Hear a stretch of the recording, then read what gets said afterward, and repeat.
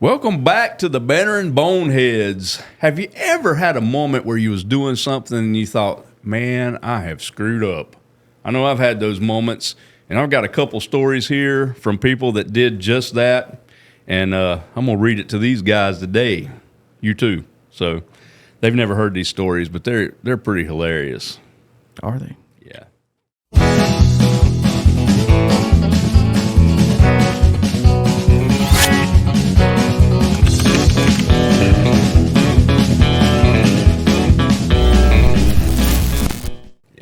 I would hope that you're also going to read to the viewers since, they're watching this. Yeah, I'm going to read to them. I mean, if you're going to cut his audio and he's just going to sit there and... I'm good with that, too. But especially... we could always put, voiceover in. Yeah.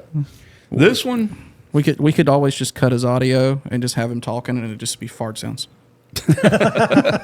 Well, that's no different than normal life, right? You said it. Okay, you ready? Let's go. Okay. This is a taser story. Ooh. Last weekend, I saw something at Larry's Pistol and Pawn Shop that sparked my interest.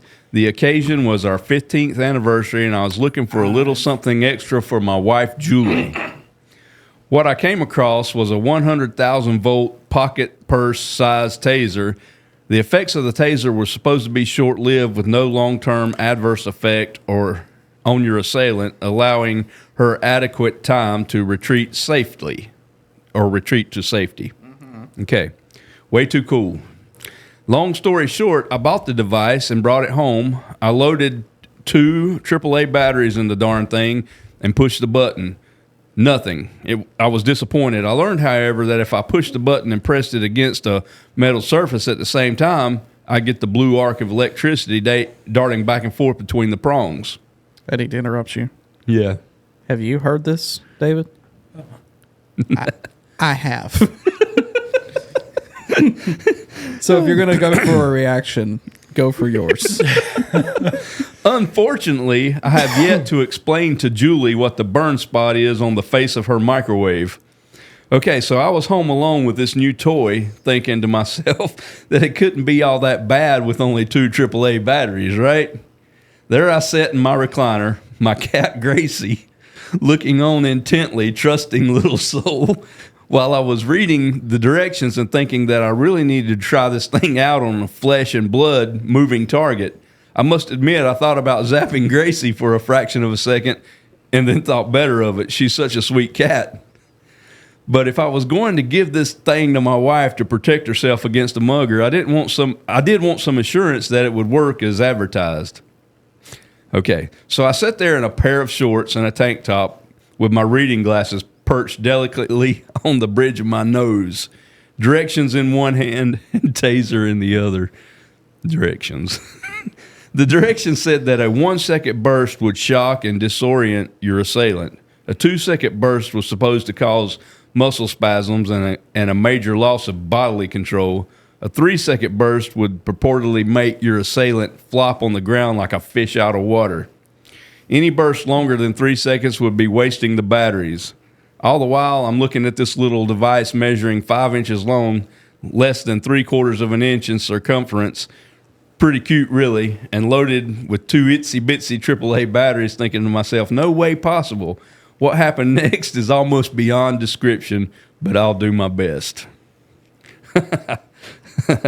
I'm sitting there alone, Gracie looking on with her head cocked to one side as to say, don't do it, dipstick, reasoning that a 1-second burst from such a tiny little old thing couldn't hurt all that bad.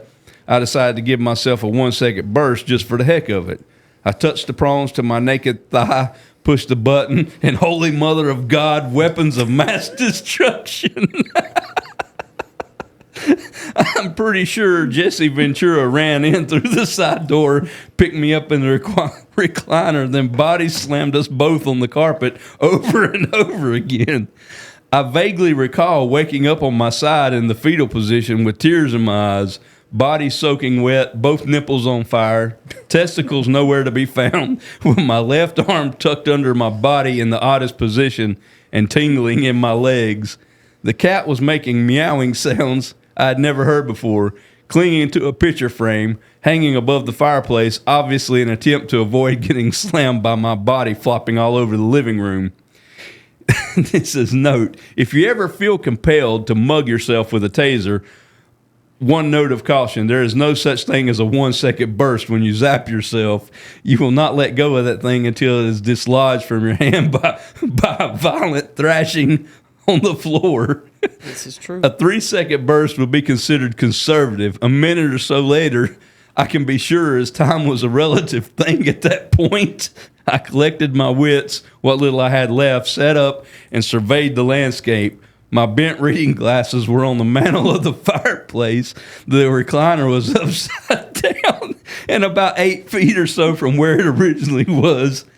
My triceps, right thigh, and both nipples were twitching.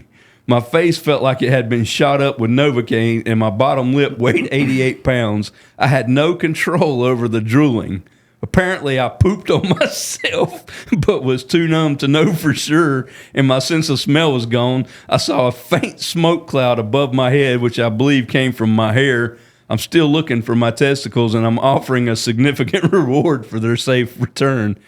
P.S. My wife can't stop laughing about the experience, loved the gift, and now regularly threatens me with it. If you think education is difficult, try being stupid. What do you think? I wouldn't even do it. I think that if this particular video that you're watching right now gets 500 views within 7 days, we'll tase Tony. I'm thinking, no. Oh, goodness. If it gets 1,000, we'll tase him again. Why me? Well, because I'm not going to do it. And if we tase David, he might have a heart attack. Oh, my goodness. Maybe I can take that drone umbrella and do some configuring on it and make it like a shield. A shield. So I've never been tased, but have you ever, like, legit electrocuted yourself? Not like a little... like I have, but like... low amperage but high voltage, but it still hurt. When I was, I don't know, like 9 or 10, I went to plug something in, and for some reason it just couldn't find where it would plug into. So in my infinite wisdom, I was like, I'll just hold the prongs and then find the indentation. I went across the room. Learned a lesson, did you? Ooh, that hurt. Oh, I believe it, I man. did the same thing with an electric fence. I kept trying to hook an electric fence back up in the rain, and just every time it would almost connect, you just get the shit shocked out of you. It's funny you mention electric fence because our next story involves one of those. I know where this one's going to go to. The electric fence and the lawnmower. The what? Lawnmower. One more time? Lawnmower. Lawnmower. That thing we're not getting to use right now. Not lawnmower. Lawn. Okay. That's L-A-W-N, not L-O-A-N. Lawn mower. The grass cutter. Yeah, the grass cutter. You ready? You ready for this one? No. Okay. We have the standard 6-foot fence in the backyard. Let's see. We have the standard 6-foot fence in the backyard, and a few months ago, I heard about burglaries increasing dramatically in the entire city. Okay, maybe I haven't heard this. Yeah, to make sure this never happened to me, I got an electric fence and ran a single wire along the top of the fence. Actually, I got the biggest cattle charger Tractor Supply had, made for 26 miles of fence. So, if you've never been shocked by an actual, I have, legitimate, honest to God, keep cattle in electric fence. Yeah, it's brutal. That hurts. It does. It says he got the biggest one from Tractor Supply that was made for 26 miles of fence, and then used an 8-foot long ground rod and drove it 7.5 feet into the ground. The ground rod is the key. The more you have in the ground, the better the fence works. One day I'm mowing the backyard with my cheapo Walmart 6-horsepower big wheel push mower. If you'd have bought a robotic lawnmower like a certain person in this room has, he wouldn't have had this problem. Yeah, he wouldn't I'm have. sure I don't know who you're talking about because I didn't buy it. Yeah. The hot wire is broken and laying out in the yard. I knew for a fact that I unplugged the charger, but I pushed the mower around the wire and reached down to grab it to throw it out of the way, and it seems as though I hadn't remembered to unplug it after all. Ooh. Now I'm standing there. I've got the running lawnmower in my right hand. Lawnmower. The running what? Matthew, what is it? Lawnmower. Lawn. I'm mowing my lawn. L-O-N. Okay. The mower. L-O-N. Lawn. Loan. Okay, he's got the mower. He's got the mower in the right hand and the 1.7 gigavolt fence wire in the other hand. Keep in mind the charger is about the size of a marine battery and has the picture of an upside-down cow on fire. What I'm hearing is this guy's cover. just figured out how to never have to charge an electric lawnmower ever again. Oh. You just grab an electric fence and do it in half the time. He said time stood still. He says the first thing I noticed is my pecker trying to climb up the front side of my body. Okay.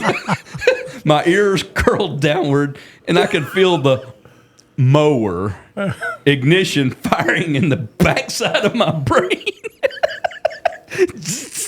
Every time that Briggs and Stratton rolled over, I could feel the spark in my head. I was literally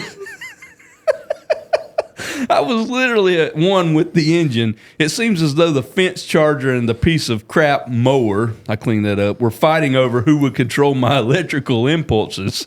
Science says you cannot crap, pee, and vomit at the same time. I beg to differ. Not only did I do all three at once, but my bowels emptied 3 different times in less than half a second. It was a Matrix kind of bowel movement where time is creeping along and you're all leaned back and bam, bam, bam, you just crap your pants 3 times. It seems like there were minutes in between, but in reality, it was so close it was like exhaust pulses from a big block Chevy turning $8,000. At this point, I'm about 30 minutes, maybe 2 seconds into holding on to the fence wire. My hand is wrapped around the wire palm down so I can't let go. I grew up on a farm, so I know all about electrical fences, but Dad always had those piece of crap chargers made by International or whoever that were like 9 volts and just kind of tickled. This one I could not let go of. The 8-foot-long ground rod is now accepting signals from me through the permadamp, I don't even know how to say this, Arklatex river bottom soil. At this point, I'm thinking I'm going to have to just man up and take it until the mower runs out of gas. Crap, I think, as I remember, I just filled the tank. Now the mower is starting to run rough. It has settled into a loping run pattern as if it had some kind of big mower race cam in it. Covered in poop, pee, and with my vomit on my chest, I think, oh God, please die. Please die. Is he talking about the mower or himself? I'm not sure. I'm thinking the mower. But no, yes, it's the mower. But no, it settles into the rough, lumpy cam idle nicely and remains there like a big bore roller cam EFI motor waiting for the go command from its owner's right foot. So here I am in the middle of July, 104 degrees, 80% humidity, standing in my own backyard begging God to kill me. God did not take... I was right. God did not take me that day. He left me covered in my own fluids to writhe in the misery with my own stupidity had created. I honestly don't know how I got loose from the wire. I woke up laying on the ground hours later. The mower was beside me out of gas. It was later on in the day, and I was sunburned. Or could have been electric burn. There were 2 large dead grass spots where I had been standing, and then another long, skinny dead spot where the wire had laid while I was on the ground still holding on to it. I assume I finally had a seizure, and the resulting thrashing somehow let go of the wire. Upon waking from my electrical-induced sleep, I realized a few things. 3 of my teeth seemed to have melted. I now have cramps in the bottom of my feet and right butt cheek, not the left, just the right. Poop, pee, and vomit, when all mixed together, do not smell as bad as you think. My left eye will not open. My right eye will not close. The mower runs like a beast now. Seriously, I think our little session cleared out some carbon fouling or something because it was better than when it was new. I can turn on the TV in the game room by farting while thinking of the number 4. Still don't understand this. That day changed my life. I now have a newfound respect for things. I appreciate the little things more, and now I always triple check to make sure the fence is unplugged before I mow.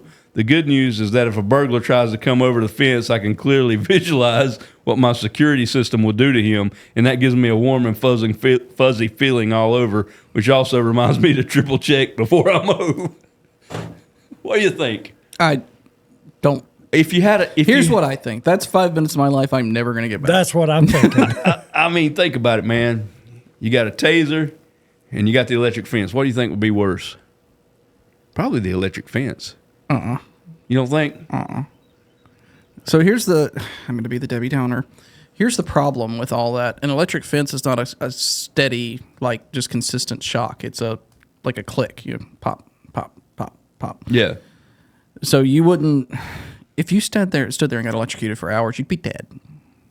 Flat out. You're not going to wake up sunburned with, no.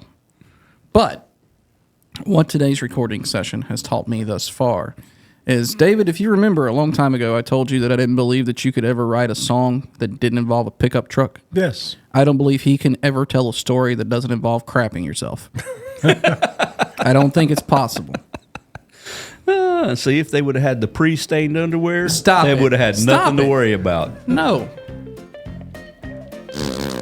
Jesus Christ. There you go. Well, my gosh. Insert 4-letter word here. So is that a wrap? That's God, a I wrap. hope so. Well, wherever you go, Whatever you do. stay bona fide. Are you proud of your